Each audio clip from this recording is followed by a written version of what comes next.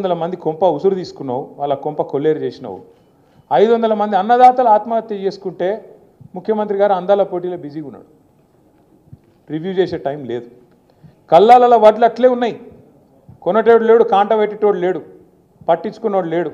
ఇప్పటికే అమ్మిన కాడికి పాపం మిల్లర్లకు అమ్ముకున్నారు, ఇప్పటికే 40-50% అమ్ముకున్నారు.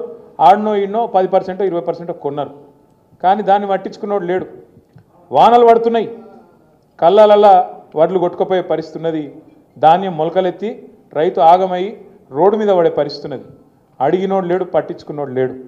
అడుగుదాం ఎవరినన్నా అంటే ఊళ్ళో సర్పంచ్ లేడు, ఎంపీటీసీ దిక్కు లేడు, జెడ్పీటీసీ లేడు, కౌన్సిలర్ లేడు. కాంగ్రెస్ అని పట్టుకుందామంటే కాగడ పెట్టి ఎతికిన వాడు దొరుకుతలేడు. ఎందుకు బిజీగా ఉన్నారు? ఏడ బిజీగా ఉన్నారు? కాగితాలు పట్టుకొని సెక్రటేరియట్ చుట్టూ గిర్ర గిర్ర గిర్ర తిరుగుతున్నారు. ఏందిరా అంటే ముఖ్యమంత్రి చెప్పిండు, నాకు ఓ పని తెచ్చుకోమన్నాడు, మా మంత్రి చెప్పిండు పని తెచ్చుకోమన్నాడు, 4 పైసలు మిగులుతాయన్నారు. ఇక పాత బాకీలు ఏమైనా ఉంటే, పాత బిల్లులు ఏమైనా ఉంటే తెచ్చుకోమన్నారు, ఇస్తామన్నారు, కమిషన్లు తీసుకోమన్నారు. ఒకటే పనులు ఉన్నది ప్రభుత్వం మొత్తం, కమిషన్లు కమిషన్లు కమిషన్లు, 20% కమిషన్లు, 30% కమిషన్లు.